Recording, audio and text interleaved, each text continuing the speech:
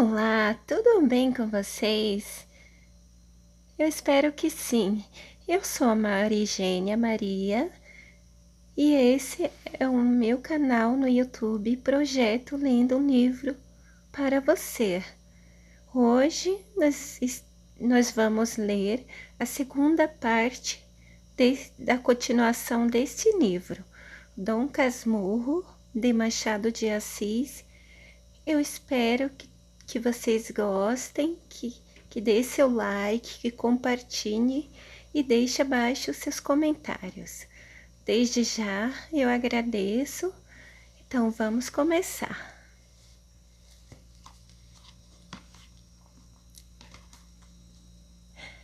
Nero e Massiniça com os nomes por baixo. Não alcanço a razão de tais personagens quando fomos para a casa de Matacavalos. Já ela estava assim, decorada, vinha do decênio anterior. Naturalmente era gosto do tempo meter sabor clássico e figuras antigas em pinturas americanas. O mais e também análogo e parecido tenho chacarinha, flores, legume, uma casuarina, um poço e lavadouro. Uso louça velha e mobília velha. Enfim, agora como outrora, há aqui o mesmo contraste da vida interior, que é pacata, com a exterior, que é ruidosa. O meu fim evidente era atar as duas pontas da vida e restaurar na velhice a adolescência, pois, Senhor, não consegui recompor o que foi nem o que fui. Em tudo, se o rosto é igual à fisionomia, é diferente. Se só me faltassem os outros, vá um homem consola-se mais ou menos das pessoas que perde, mas falto eu mesmo e esta lacuna é tudo o que aqui está. É mal comparando semelhante à pintura que se põe na barba e nos cabelos, e que apenas conserva o hábito externo, como se diz nas autópsias. O interno não aguenta tinta, uma certidão que se desse 20 anos de idade poderia enganar os estranhos como todos os documentos falsos. Mas não. A mim, os amigos que me restam são de data recente. Todos os antigos foram estudar a geologia dos Campos Santos. Quanto às amigas, algumas datam de 15 anos, outras de menos, e quase todas creem na mocidade. 2 ou 3 fariam crer nela aos outros, mas a língua que falam obriga muita vez a consultar os dicionários, e tal frequência é cansativa. Entretanto, vida diferente não quer dizer vida pior. É outra coisa. A certos respeitos, aquela vida antiga aparece-me despida de muitos encantos que lhe achei, mas é também exato que perdeu muito espinho que fez molesta e de memória conservo alguma recordação doce e feiticeira. Em verdade, pouco apareço e menos falo. Distrações raras, ou mais do tempo é gasto em hortar, jardinar e ler como bem, e não durmo mal. Ora, como tudo cansa, esta monotonia acabou por exaurir-me. Também quis variar e lembrou-me escrever um livro, jurisprudência, filosofia e política. Acudiram-me, mas não me acudiram as forças necessárias. Depois pensei em fazer uma história dos subúrbios menos seca que as memórias do padre Luís Gonçalves dos Santos relativas à cidade. Era obra modesta, mas exigia documentos e datas como preliminares. Tudo árido e longo. Foi então que os bustos pintados nas paredes entraram a falar-me e a dizer-me que, uma vez que eles não alcançavam reconstituir-me os tempos idos, pegasse da pena e contasse alguns, talvez a narração me desse a ilusão e as sombras viessem perpassar ligeiras como ao poeta. Não o do trem, mas o do Fausto. Aí vindes outra vez inquietas sombras. Fiquei tão alegre com esta ideia que ainda agora me treme a pena na mão. Sim, Nero Augusto. Massinissa, e tu, grande César, que me incitas a fazer os meus comentários. Agradeço-vos o conselho e vou deixar ao papel as reminiscências que me vieram vindo. Deste modo viverei o que vivi e assentarei a mão para alguma obra de maior tomo. Eia, comecemos a evocação por uma célebre tarde de novembro que nunca me esqueceu.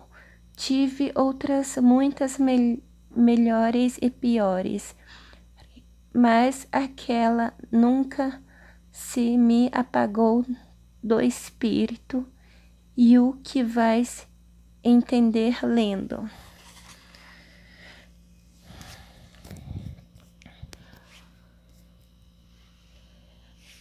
Lá, entrar na sala de visitas, quando ouvi proferir o meu nome, escondi-me atrás da porta. A casa era a da Rua de Mata-Cavalos. O mês novembro, o ano é que é um tanto remoto, mas eu não hei de trocar as datas. A minha vida só para agradar as pessoas que não amam histórias velhas. O ano era de 1857. De glória, a senhora persiste na ideia de meter o nosso Bentinho no seminário. No seminário? E mais que tempo é já agora? Pode haver uma dificuldade. Que dificuldade? Uma grande dificuldade. Minha mãe quis saber o que era José Dias. Depois de alguns instantes de concentração, veio ver se havia alguém no corredor. Não deu por mim, voltou e, abafando a voz, disse que a dificuldade estava na casa ao pé. A gente do Pádua. Há algum tempo estou para lhe dizer isto, mas não me atrevia, não me parece bonito que o nosso Bentinho ande metido nos cantos com a filha do tartaruga. E esta é a dificuldade, porque se eles pegam de namoro, a senhora terá muito que lutar para separá-los. Não acha metido os cantos? Não acho metidos nos cantos. É um modo de falar em segredinhos, sempre juntos. Bentinho quase não sai de lá. A pequena é uma desmiolada. O pai faz o que não vê. O pai faz que não vê. Tomara ele que as coisas corressem de maneira que compreendo o seu gesto. A senhora não crê em tais cálculos. Parece-lhe que todos têm a alma cândida. Mas, senhor José Dias, tenho visto os pequenos brincando e nunca vi nada que faça desconfiar. Basta a idade, Bentinho mal tem 15 anos. Capitu fez 14 a semana passada. São duas criançolas. Não se esqueça que foram criados juntos desde aquela grande enchente há 10 anos, em que a família Pádua perdeu tanta coisa. Daí vieram as nossas relações, pois eu hei de crer, mano Cosme. Você que acha?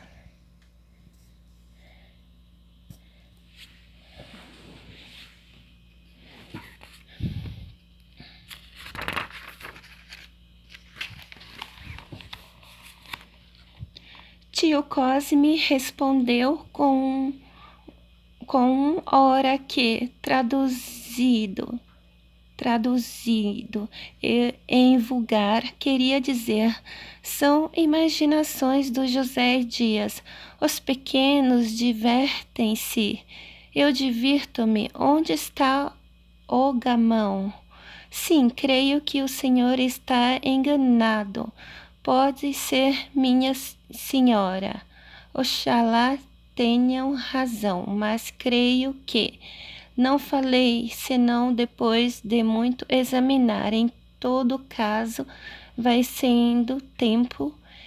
Interrompeu minha mãe. Vou tratar de metê-lo no seminário. Quanto antes.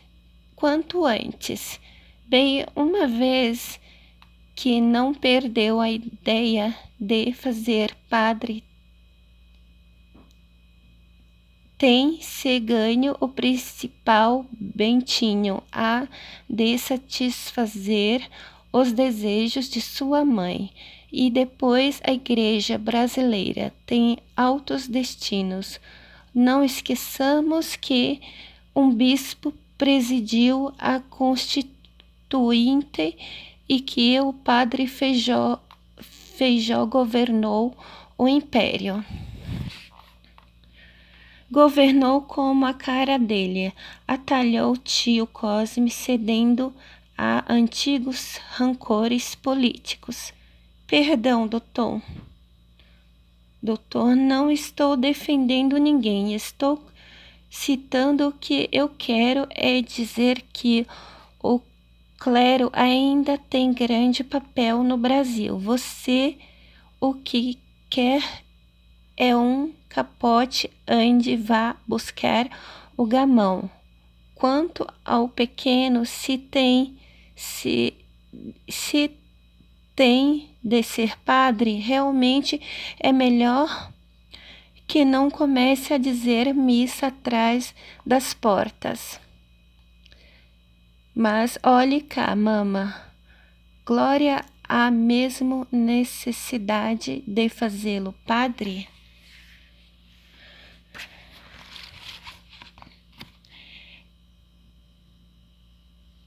É promessa há de cumprir-se. É promessa há de cumprir-se. Sei que você fez promessa, mas uma promessa assim, não sei. Creio que bem pensado você que acha prima Justina. Eu?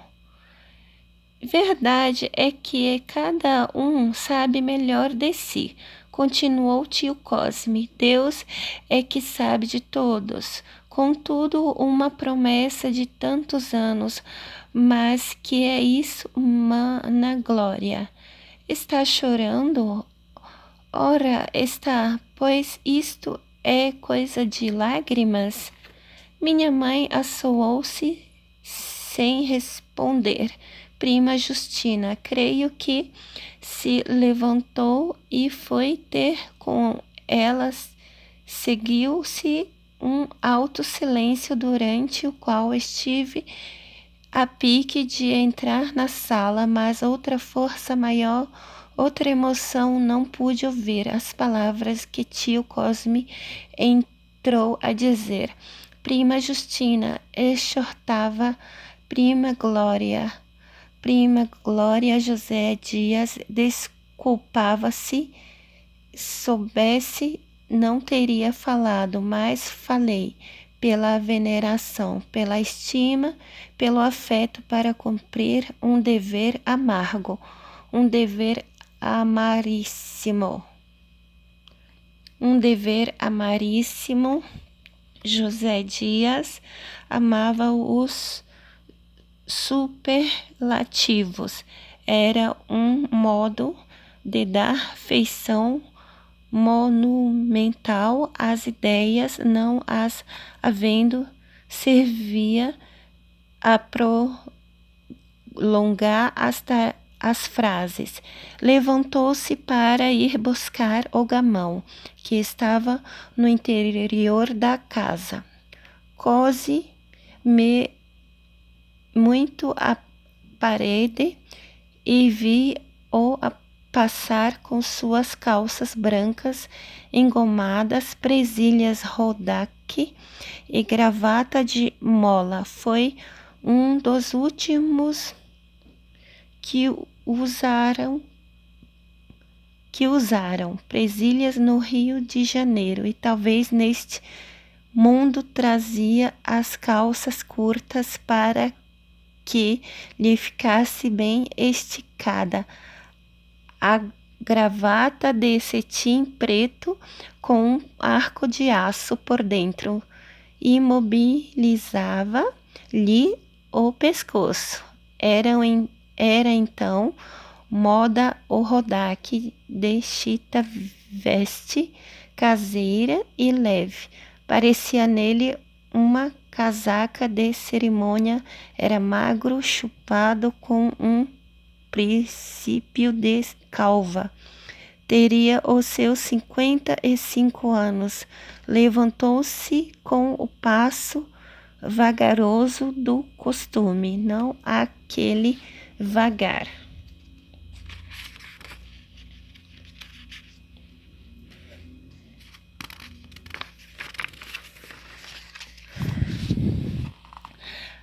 Arrastado dos preguiçosos, mas um vagar calculado e deduzido, um silogismo completo e premissa antes da consequência, a consequência antes da conclusão, um dever amaríssimo.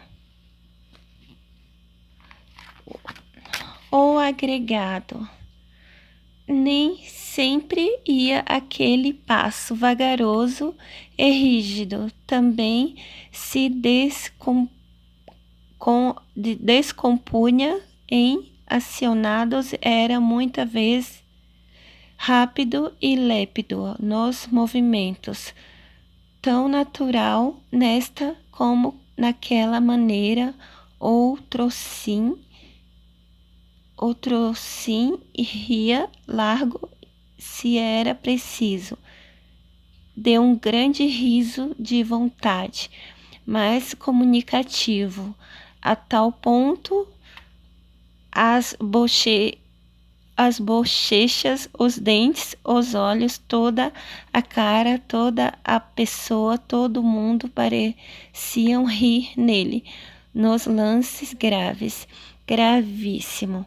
Era nosso agregado desde muitos anos. Meu pai ainda estava na antiga fazenda de Itaguaí e eu acabava de nascer.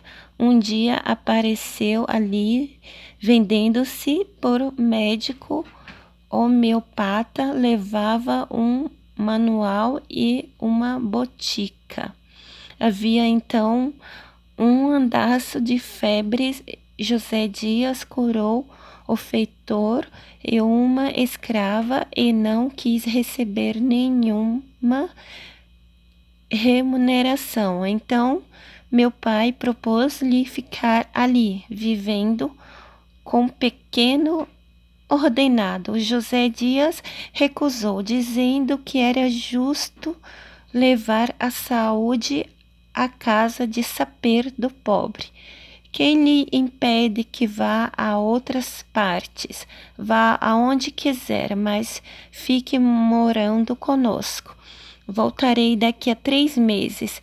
Voltou dali a 2 semanas. Aceitou casa e comida sem outro estipédio, salvo o que quisessem dar por festas. Quando meu pai foi eleito deputado e veio para o Rio de Janeiro com a família, ele veio também e teve o seu quarto ao fundo da chácara, um dia reinando outra vez febres em Itaguaí. Disse-lhe meu pai que fosse ver nossa escravatura.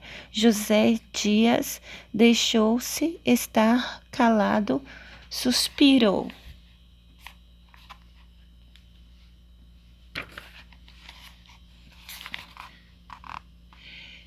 E acabou confessando que não era médico. Tomara este título para ajudar a propaganda da nova escola e não o fez sem estudar muito.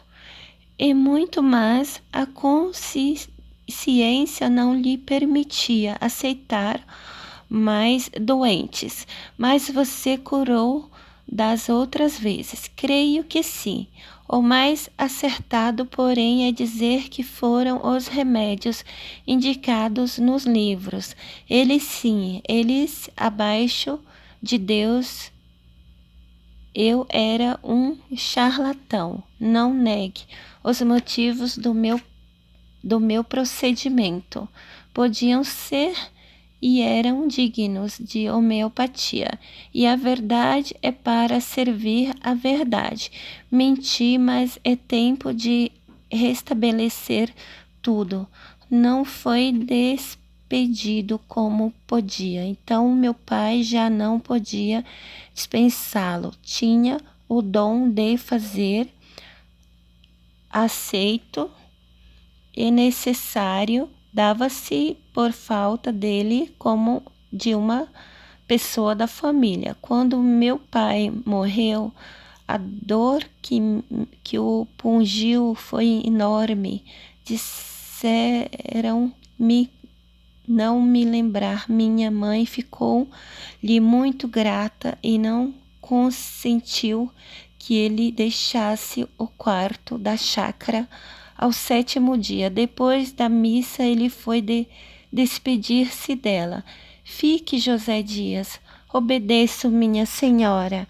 Teve um pequeno legado no testamento, uma apólice e 4 palavras de louvor. Copiou as palavras e encaixilhou-as e pendurou-as no quarto, por cima da cama. Esta é a melhor apólice, dizia ele. Muita vez, com o tempo, adquiriu certa autoridade na família, certa audiência, ao menos não abusava e sabia opinar obedecendo ao cabo. Era amigo, não direi ótimo, mas nem tudo é ótimo neste mundo. E não lhe suponhas almas subalterna as cortesias que fizesse vinha antes do caçulo que da índole. A roupa durava-lhe muito, ao contrário das pessoas que enxovalham depressa o vestido novo. Ele trazia o velho, escovado e liso, cerzido, abotoado de uma elegância pobre e modéstia. Era lido, posto que de atropelo o bastante para divertir. Ao serão e à sobremesa, ou explicar algum fenômeno. Falar dos efeitos do colar. Não.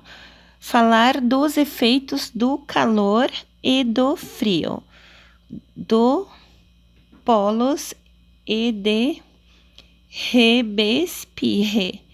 Contava muita vez uma viagem que fizera à Europa e confessava que a não sermos nós,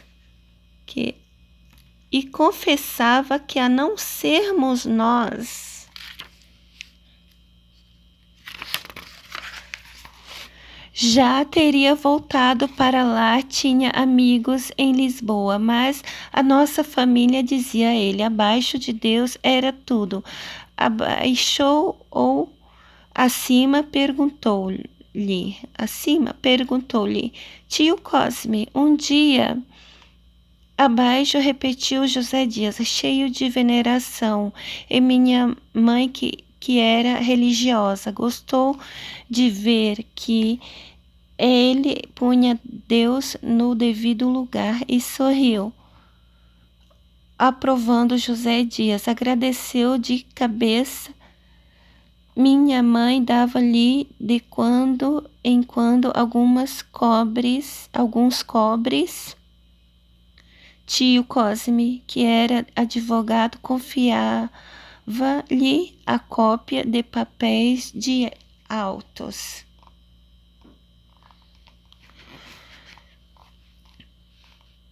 Tio Cosme vivia com a minha mãe desde que ela